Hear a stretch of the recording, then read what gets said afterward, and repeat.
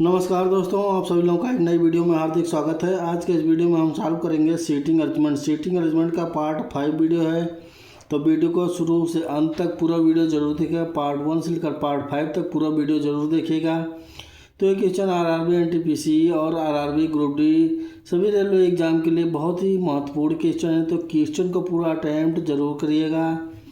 तो चलिए हम बिना देरी करते हम क्वेश्चन की तरफ चलते हैं। तो क्वेश्चन नंबर 1 का हमारा पैसेज ये रहा कि सुप्रिया, तन्मय, उमेश, विप्लव और वसीम एक वृत्ताकार मेज के केंद्र की ओर मुख करके बैठे हैं, लेकिन उनका ऐसी क्रम में होना अनिवार्य नहीं है।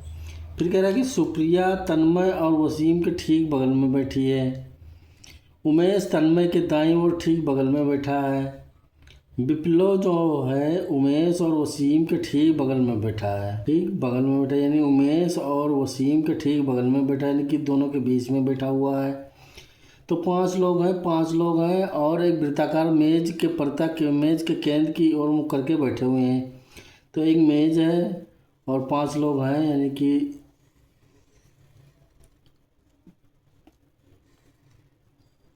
2 2 4 और एक 5 लोग हैं। फिर कह रहा है कि सुप्रिया जो है तन्मय और वसीम के ठीक बगल में बैठी है। सुप्रिया और तन्मय वसीम के ठीक बगल में बैठी है। फिर कह रहा है उमेश जो तन्मय के दाईं ओर ठीक बगल में बैठा है। यानी उमेश जो है तन्मय के दाईं ओर ठीक बगल में बैठे।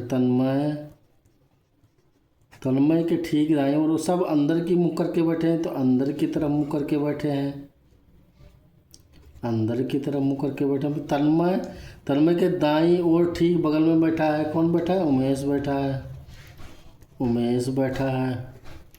फिर यहाँ पे बोला है कि सुप्रिया जो है तन्मय और वसीम के ठीक बगल में बैठे। तन्मय और वसीम के ठीक बगल में बैठी। अगर वसीम को यहाँ बैठाएंगे तो तन्मय और वसीम के ठीक बगल में बैठ जाएगी। तो फिर कह रहा कि सुप्रिया जो तन्मय और वसीम के ठीक बगल, तो मतलब कि यहाँ पे जो है यहाँ पे वसीम बैठेगा। फिर कह रहा है सुप्रिया जो तन्मय और वसीम मतलब कि सुप्रिया यहाँ पे है। तन्मय और वसीम के ठीक बगल में बैठी है। फिर कह रहा है उमेश जो तन्मय के ठीक दाईं ओर बगल में बैठा है। फिर कह रहा है विप्लव जो है उमेश और वसीम के ठीक बगल में बैठा है। वसीम और उमेश के ठीक बगल में बैठा है। कौन बैठा है? विप्लव बैठा है। यहाँ पर विप्लव है ठीक बगल में बैठा। तो फिर कह रहा है सुप्रिया के बाईं ओर ठीक बगल में कौन बैठा है? सुप्रिया के बाईं ओर ठीक बगल में कौन बैठा है? वसीम बैठा हुआ है। इसका बायां ये साइड में हुआ, ये बायां साइड हुआ और ये दायां साइड हुआ। तो कह रहा है कि सुप्रिया के बाईं ओर ठीक बगल में कौन बैठा हो? तो बाईं ओर बगल में ठीक वसीम बैठा हो। तो मतलब कि ऑप्शन हमारा डी बिल्कुल करेक्ट आंसर है। क्वेश्चन नंबर 2 का पैसे दिए कि 4 दोस्त है आर एस टी यू एक आयताकार मेज की भुजाओं के ठीक मध्य में केंद्र की ओर मुख करके बैठे हैं, किंतु उनका इसी क्रम में होना अनिवार्य नहीं है। फिर कह रहा कि आर जो है एस के दाईं ओर ठीक बगल में बैठा है, टी यू के बाईं ओर ठीक बगल में बैठा है। तो दोस्तों का इनमें से कौन सा युग्म एक दूसरे के सामने बैठे हैं?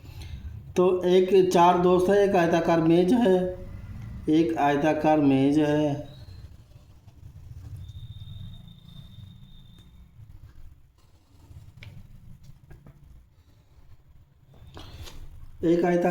है और फिर कह रहा कि ठीक मध्य केंद्र की ओर मुख करके बैठे हुए हैं। यानी भुजाओं के ठीक मध्य एक आयताकार मेज की भुजाओं के ठीक मध्य यानी बीच में बैठे हुए हैं और केंद्र की ओर मुख करके बैठे हैं। 1 2 3 और 4। फिर कह रहा है आर एस के दाईं ओर ठीक बगल में बैठा। आर यस के ठीक दाईं ओर, यस के ठीक दाईं ओर आर बैठा हुआ है, ठीक बगल में बैठा। फिर कह रहा है टी जो है टी यू के बाईं ओर ठीक बगल में बैठे। टी जो है यू के बाईं ओर ठीक बगल में बैठे। यू के अगर हम यू को यहाँ बैठा देंगे तो इसका दाहिना ये हो जाएगा। तो फिर क्या टी यू के यानी यू को अगर हम यहाँ बैठाएंगे तो इसका बायां यह होगा। तो टी जो है यू के बाईं ओर ठीक बगल में बैठा है। फिर क्या दोस्तों का इनमें से कौन सा एक दूसरे के सामने बैठा है, यानी कि सामने सामने एस और टी बैठे हैं, यू और आर बैठा हुआ है। तो फिर क्या R S T R U S U. तो आर एस टी आर भी नहीं हुआ, R S R U R और यू मतलब कि यू आर, तो वही आर यू या आर यू के बोलेंगे। तो ऑप्शन नंबर सी हमारा बिल्कुल करेक्ट आंसर होगा। क्वेश्चन नंबर 3 का पैसे दिया है कि ये सी ई जी जे एल एन और ओ एक वर्गाकार मेज के चारों ओर मेज के केंद्र की ओर मुख करके बैठे हैं। उनमें से कुछ मेज के कोनों पर बैठे हैं जबकि कुछ मेज की भुजाओं के ठीक मध्य बैठे हैं। फिर कह रहा है ये और जी दोनों ई के ठीक बगल में बैठे हुए हैं। ये जो है सी के बाईं ओर ठीक बगल में बैठा है। वो जे के ठीक दाईं ओर ठीक बगल में बैठा है। जे और एन दोनों एल के ठीक बगल में बैठे हैं। जे और एन दोनों एल के ठीक बगल में बैठा है। फिर कह रहा है जी के ठीक बाईं ओर बगल में कौन बैठा है। तब कितने लोग हैं? 8 लोग हैं। एक वर्गाकार मेज के चारों ओर बैठे हुए हैं। एक वर्गाकार मेज के चारों ओर किनारों पर बैठे हुए हैं।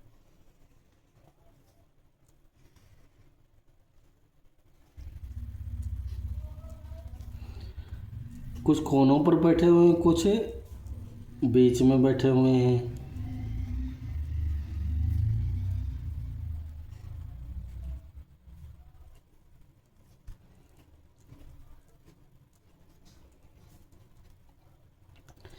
उनमें से कुछ मेज के कोनों पर बैठे हैं जबकि कुछ मेज के भुजाओं के ठीक मध्य बैठे हुए हैं। फिर कह रहा है ये और जी दोनों ई के ठीक बगल में बैठे हुए हैं।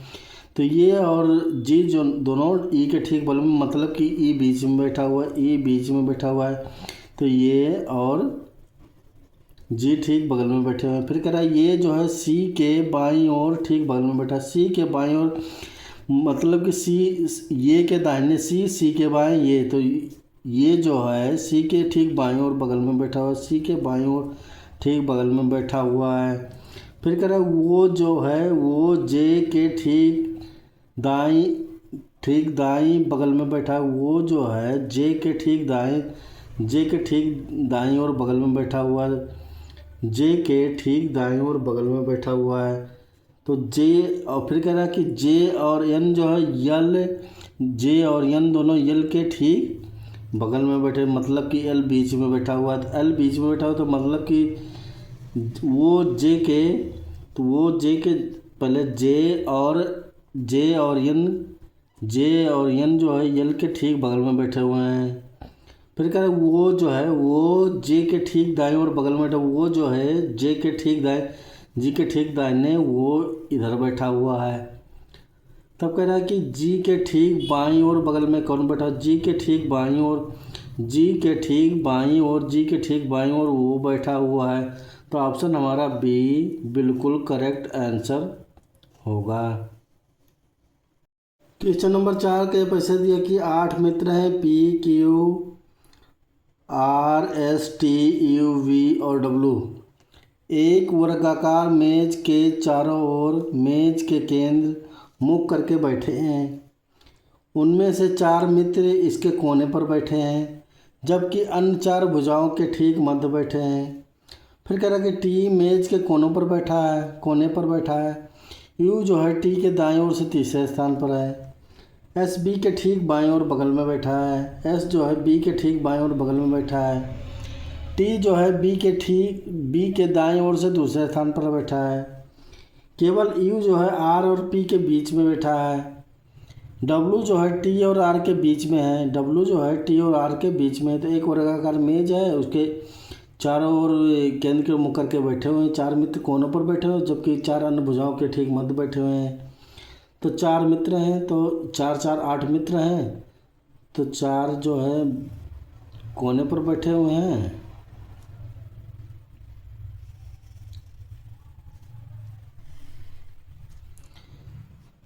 चार कोनों पर बैठे हुए हैं, 4 जो है कोनों पर बैठे हुए हैं और 4 भुजाओं के मध्य बैठे हुए हैं और सभी का मुख अंदर की तरफ है। फिर उनमें से कह रहा है कि टी मेज के कोने पर बैठा हुआ, टी जो है मेज के कोने पर बैठा हुआ, टी यहाँ पे बैठा हुआ है। फिर कह रहा है टी मेज के कोने पर बैठे, फिर उसके बाद में यू जो है टी के दाईं ओर से तीसरे स्थान पर, टी के दाहिने से तीसरे स्थान पर 1 2 3 कौन है, यू है, तो यू यहाँ पे बैठा है। फिर कह रहा है एस जो है बी के बाईं ओर ठीक बगल में बैठा है, बी के बाईं ओर ठीक बगल में बैठा है, तो भी कुछ नहीं, क्वेश्चन निकल रहा है। फिर कह टी जो है बी के दाईं ओर से दूसरे स्थान पर, टी जो है बी के दाईं ओर से दूसरे स्थान पर, मतलब कि बी यहाँ पे होगा तो बी के दाहिने से दूसरे स्थान पर टी होगा, तो टी जो है बी के दाईं ओर से दूसरे स्थान पर है, तो बी के दाहिने से दूसरे स्थान पर। फिर कह रहा है एस जो है बी के ठीक बाईं ओर बगल में बैठा, एस जो है बी के ठीक बाईं ओर बगल में बैठा है। फिर कह रहा है केवल यू जो है आर और पी के बीच में है, केवल यू जो है आर और पी के बीच में है। फिर इसके बाद में कह रहा है डब्ल्यू जो है टी और आर के बीच में है, डब्ल्यू जो है टी और आर के बीच में, टी और आर तो यहाँ पे बैठने पर, तो आर यहाँ पे बैठेगा, टी और आर के बीच में कौन है, डब्ल्यू है।